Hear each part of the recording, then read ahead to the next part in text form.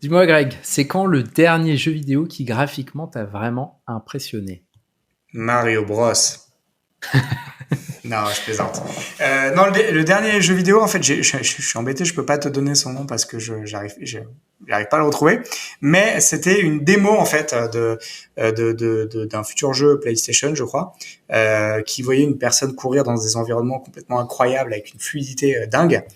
Et en fait, ouais, c'était complètement fou quoi. J'arrive pas à retrouver le nom du jeu. Eh ben ça tombe bien, parce qu'en fait, est-ce que c'était une démo technique de Unreal Engine 5?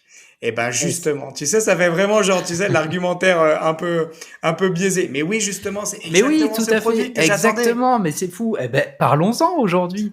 Et ben c'est exactement ça. Donc, Eh ben donc allez. ouais, c'était bien une démo technique. En gros, c'était une démo technique d'Unreal Engine 5 dont on va Ouais, parler là aujourd'hui. exactement. Mais derrière, ils ont dit, bah en fait, c'est pas une démo, ça va être un vrai jeu. Et c'est le nom de ce jeu du coup que j'ai oublié. Mais c'était Très la bien. première démo technique. Bonjour et bienvenue sur encore un podcast tech. Une sélection du meilleur de la tech une fois par semaine. Salut Greg, comment ça va? Ça va et toi, Rémi? Eh ben ma foi, nickel, nickel. Je crois qu'on a dépassé les records de longueur d'introduction. Donc on est pas mal, on est pas mal. Exactement. Donc, si vous n'êtes pas parti au milieu de l'intro, bah restez, c'est que le sujet vous intéresse et que, alors, on va pas parler que jeux vidéo, je pense. Donc, Non, tout voilà, à même fait. si vous n'êtes pas fan de jeux vidéo, il y a des choses hyper intéressantes qui sont liées à ce moteur, voilà, dont Mhm. on va parler aujourd'hui. Tout à fait. Mais avant de commencer, on voudrait remercier tous les éditeurs qui nous écoutent parce que la semaine dernière, on en a déjà parlé, mais on a dépassé le cap des 1000 écoutes. Et on est super content parce que ça fait un an et demi qu'on est...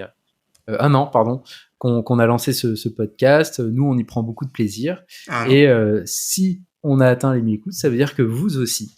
Et donc, tant mieux. Ça nous fait très plaisir de vous savoir fidèles et avec un nombre qui grossit, on a toujours plus d'abonnés. Donc voilà, on est super content. Merci. Et n'hésitez pas à nous noter 5 étoiles sur Apple Podcast ou sur Spotify.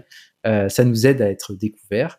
Et voilà, inscrire de force vos conjoints, vos amis, vos ennemis, vos collègues, tout le monde. Exactement, ça nous aide beaucoup. Et puis voilà, parler autour de vous, hein, parler autour de vous du podcast. Donc ça, c'est plutôt cool. Moi, je le fais en permanence, donc Mhm. n'hésitez pas. Voilà, si ça vous intéressait, foncez. Puis vous n'êtes pas obligé d'écouter tous les épisodes, mais voilà, dès qu'il y a un sujet qui vous Non, intéresse, n'hésitez pas. un sur deux, c'est bien. Voilà, c'est ça. En plus, il y en a tellement que vous avez le choix. Franchement, là, il y a plein de sujets hyper variés. Tu sais que j'ai des C'est de gens quoi maintenant faire. qui me disent je n'arrive plus à être à jour en fait quoi. Genre on va Ah, ben trop vite voilà. Rémi. Eh ben voilà. Ouais, Donc ouais. on va attendre un peu avant de passer à du quotidien quoi. Exactement. Encore un peu de marge. Alors donc aujourd'hui, on va vous parler d'Unreal Engine 5, qui est un moteur graphique de jeux vidéo, entre autres. Alors Rémi, Exciting. déjà c'est quoi un moteur Ah, graphique? Parce c'est que quoi un moteur moi graphique? je connais le Euh, moteur des voitures, des clims, de c'est ce que vrai. tu veux, mais graphique, qu'est-ce que c'est? Ah, Et à quoi en ça fait, c'est sert? comme une boîte à outils pour faire les jeux vidéo. Donc avant, dans le passé, bon, je parle d'un passé il y a très longtemps, hein, plutôt 30-40 ans, peut-être même 20 ans. Les développeurs, un studio voulait faire un jeu vidéo, il fallait tout coder de A à Z. Mais depuis quelques années, on a donc ces moteurs de jeux vidéo qui permettent de se concentrer en fait sur la partie créative du jeu.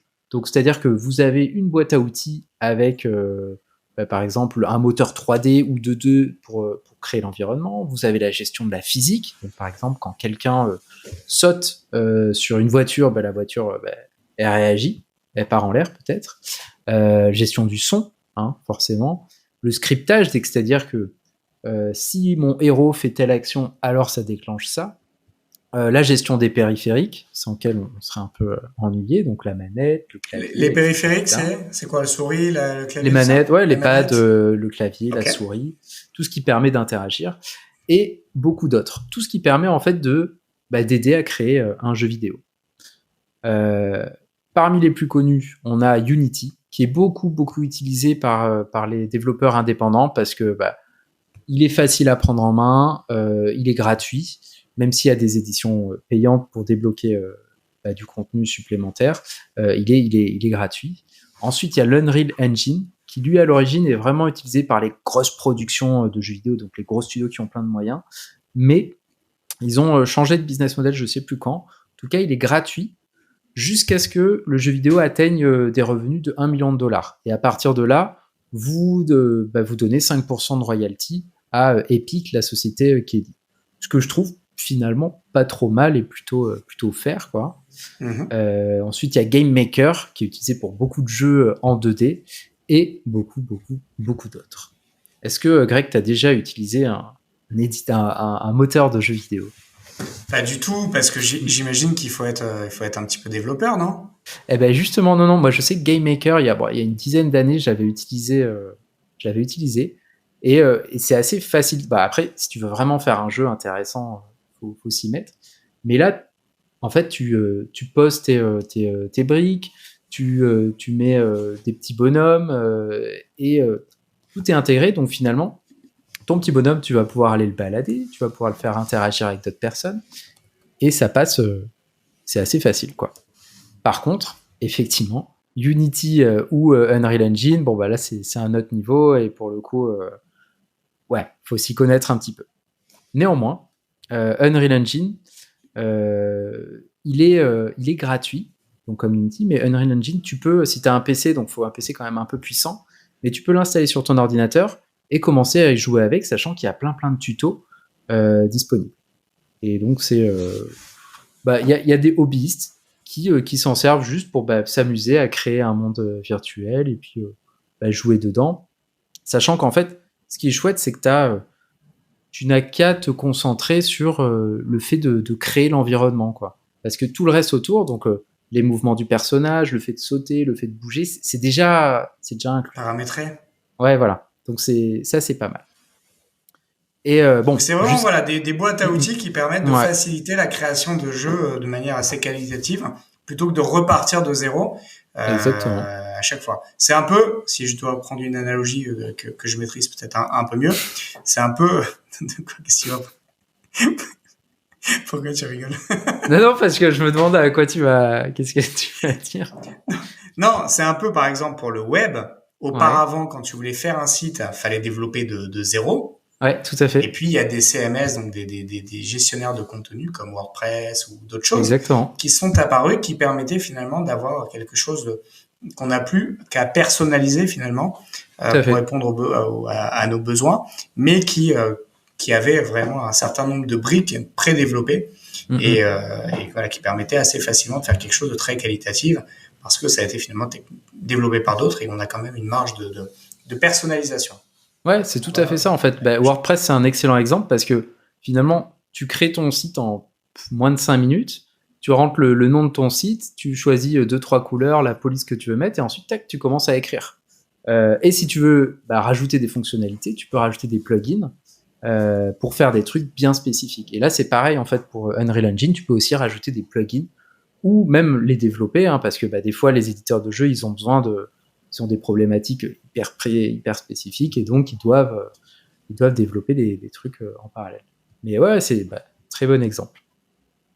Et donc, pour redevenir à Unreal Engine 5, parce que si vous vous souvenez bien, on n'a pas entendu parler tellement d'Unreal Engine 4, Unreal Engine 3, Unreal Engine 2, c'est parce qu'en fait, entre les années 90 et 2000, je dirais, il y a eu une grosse course au graphisme pour savoir qui c'est le jeu vidéo qui allait faire les graphismes les plus fous, les plus réalistes, et c'était, à chaque fois, c'est vrai pendant quelques années, ça allait tellement vite que d'une année sur l'autre, on voyait la différence entre les graphismes d'un jeu sorti, je sais pas, par exemple, en 2008 et celui sorti en 2009. Et on avait les yeux qui explosaient à chaque fois tellement c'est impressionnant.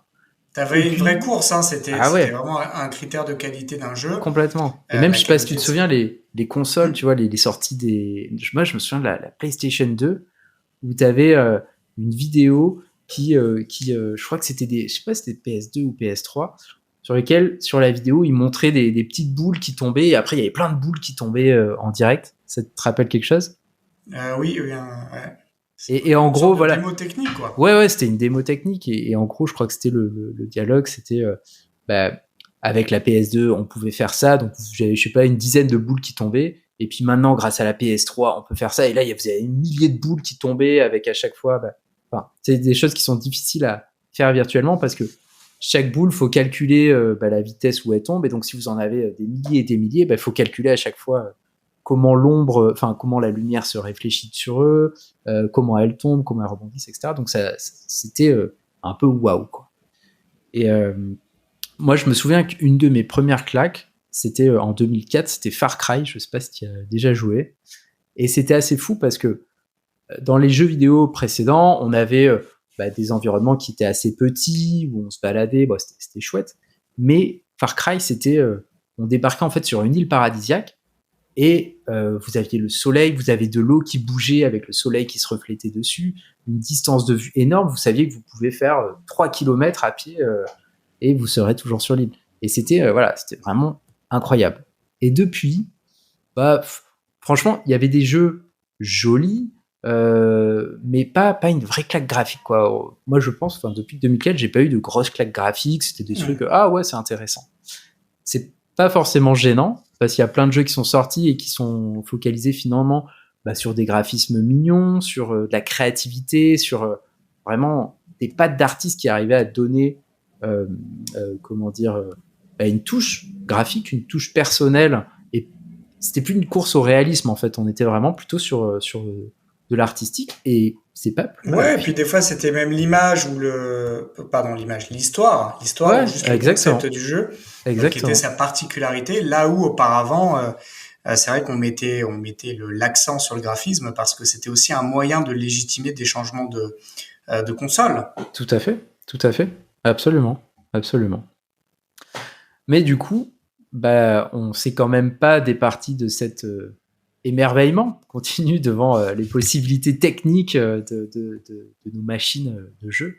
Et là, Unreal Engine 5, pour le coup, il est vraiment impressionnant. Alors, en description, là, que vous soyez sur YouTube, sur on est dans vos oreilles, on vous mettra dans la description des liens vers des vidéos, ou même vous pouvez tester vous-même d'ailleurs, parce que faut le voir, c'est assez impressionnant.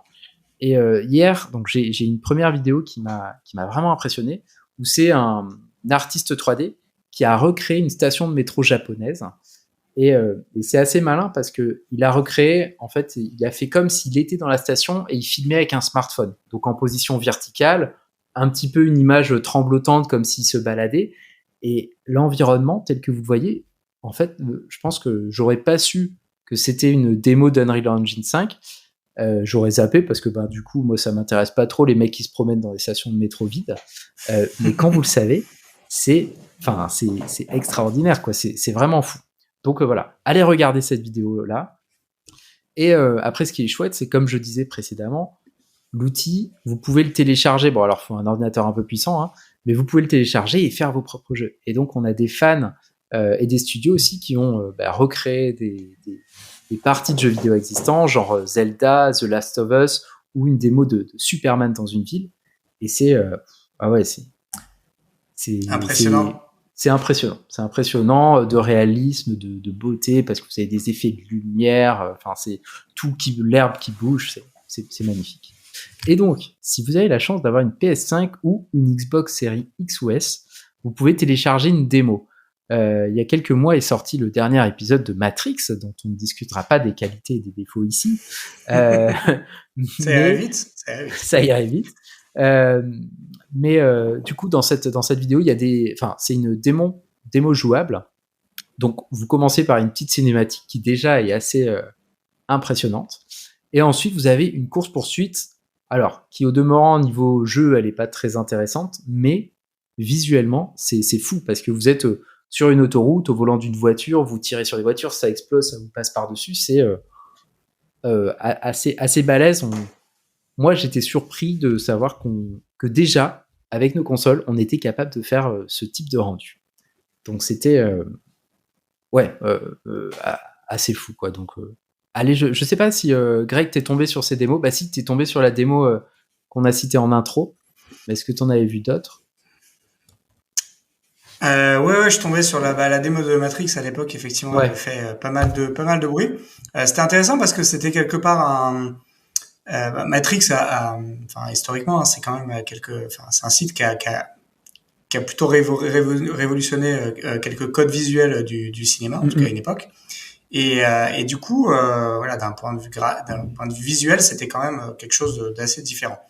Et je trouvais ça intéressant, c'est qu'ils ont profité finalement de la sortie du nouvel opus pour montrer que aujourd'hui, voilà, on avait des outils qui étaient complètement, c'était presque de la promo à la fois du Unreal Engine et de Matrix. Simultanément, ils avaient recréé du coup Keanu Reeves directement dans voilà, de manière complètement artificielle. Et tu te rends compte effectivement à ce moment-là que la frontière entre ce que tu es capable de créer pour un jeu vidéo et le réel, en fait, elle n'a jamais été aussi fine. Mais auparavant, tu avais quand même un petit côté où tu voyais où les polygones, ou les détails, ou les trucs, ou la finesse, enfin, ou les lumières, tu le disais tout à l'heure. Mais là, en fait, c'est devenu imperceptible.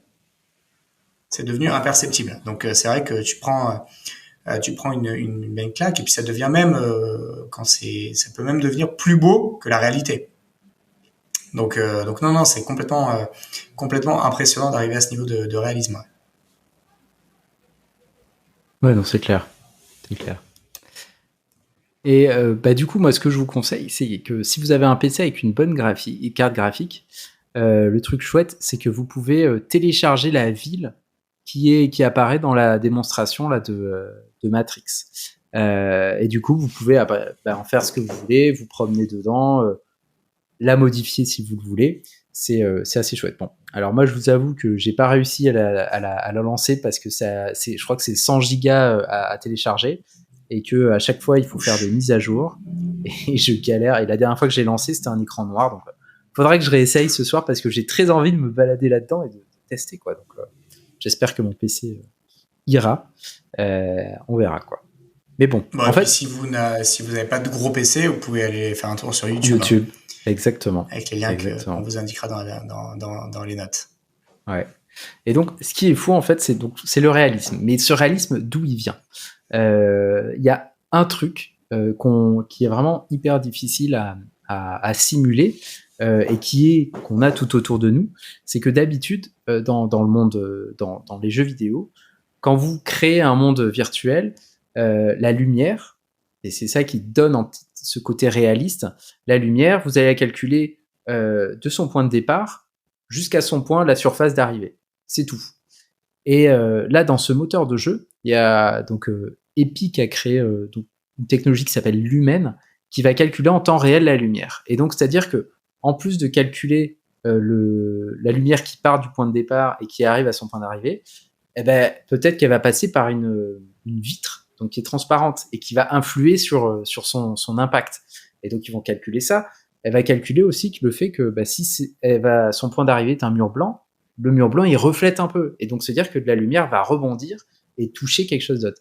Et c'est ça, en fait, un petit peu la formule magique de ce moteur qui arrive à rendre beaucoup plus réaliste la gestion de la lumière dans un monde dynamique, en fait. Parce que c'est ça, autant sur un monde fini, enfin, pas fini, mais fixe, sur une photo, c'est fait dans les jeux vidéo et depuis longtemps, on a des effets qui sont plutôt convaincants.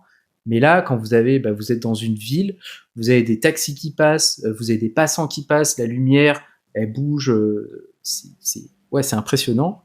Et un des trucs chouettes que je vous enjoins à regarder sur YouTube, c'est qu'on peut en live faire changer en fait la place du soleil. Donc c'est-à-dire simuler un cycle jour-nuit.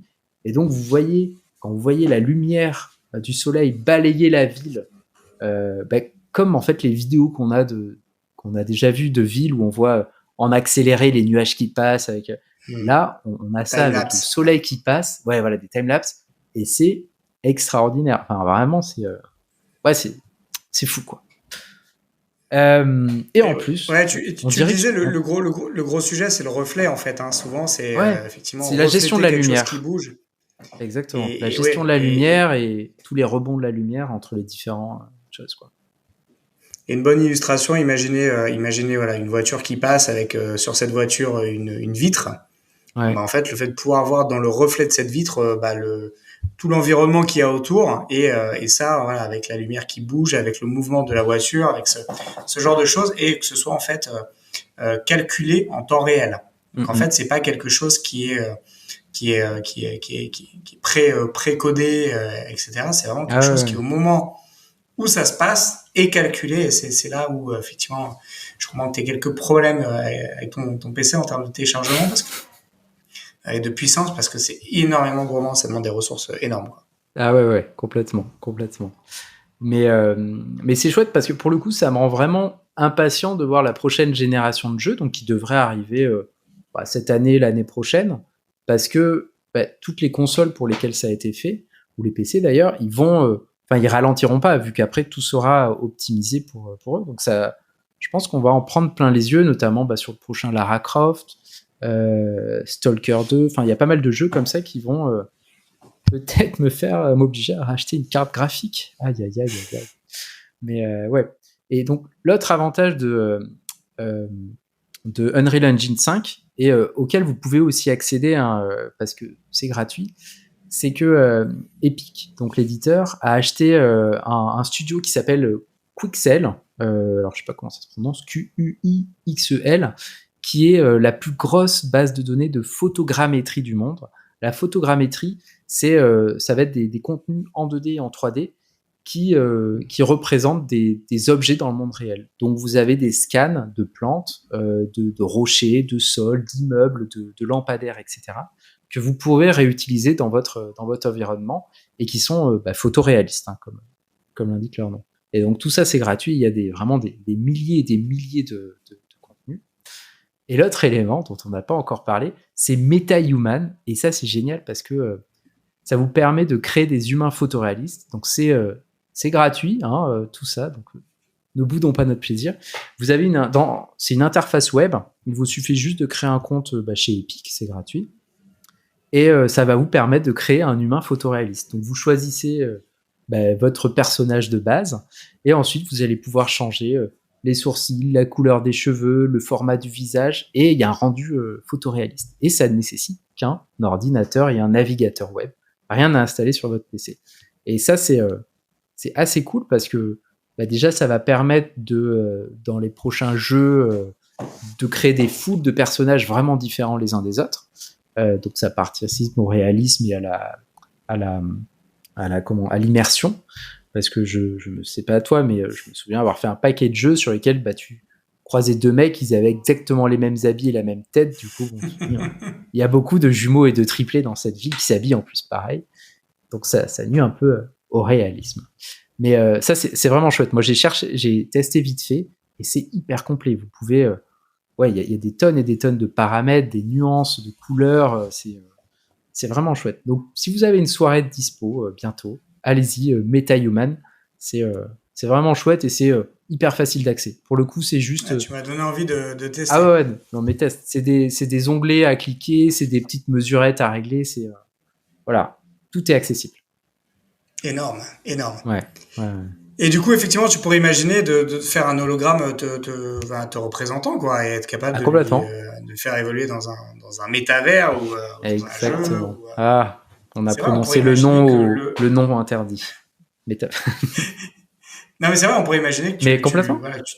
que tu crées ton avatar et que derrière, après, tu le télécharges dans un jeu et puis c'est toi, quelque part, le personnage du jeu, quoi. Ça serait dingue en termes d'immersion, ça. Exactement. Non, mais ça, c'est cool. Et bon, c'est un de mes buts de mes prochaines soirées, essayer de recréer une réplique virtuelle de ma tête. Ça serait assez marrant. Dingue. J'espère que tu me montreras. Carrément. Bon, tout ça, ça a l'air hyper sympa, Rémi, mais on a beaucoup parlé jeux vidéo. Est-ce que c'est utilisé ou utilisable ailleurs, dans d'autres contextes ? Eh bien, oui, tout à fait. Quand vous téléchargez une Unreal Engine, vous avez un onglet architecture.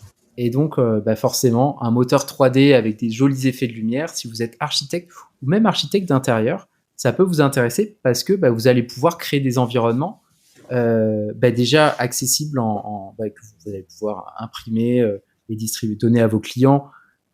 Et ça va les aider à se projeter parce que vous avez vraiment ce rendu réaliste. Vous allez pouvoir créer des vidéos de, je sais pas, la prochaine maison que vous allez créer.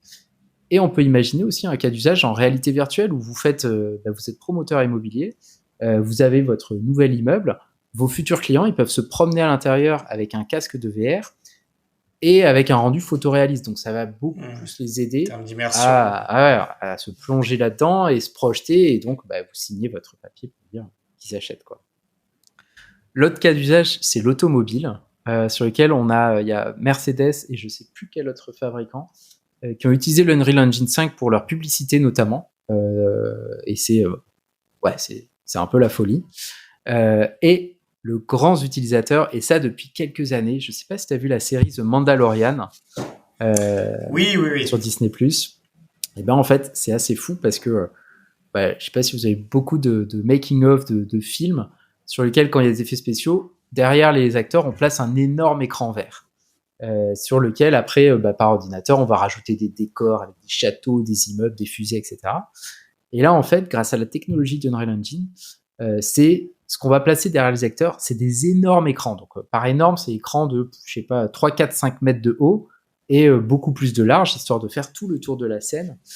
Et depuis un ordinateur connecté à ces écrans, vous avez quelqu'un, donc je sais pas, le chef des effets spéciaux, qui va pouvoir afficher un décor en temps réel et faire des modifications, et c'est ça qui est fou, en temps réel.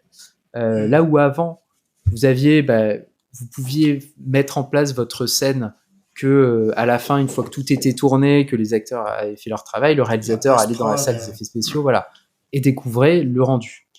Alors que là, en direct, le réalisateur, il peut dire « Ah ben non, cet arbre-là, tu le mets pas ici, tu le décales de 2 mètres. La lumière, j'aimerais bien qu'elle soit un peu plus tamisée. » Et il peut aussi, en fonction de ce décor, déplacer ses acteurs pour que tout fit. Donc ça facilite beaucoup plus le travail de post-production, et aussi pour les acteurs. Parce que j'imagine, alors moi je ne l'ai pas fait, mais jouer devant un écran vert, ça doit être quand même un peu galère. Voilà, ça demande une bonne capacité d'abstraction.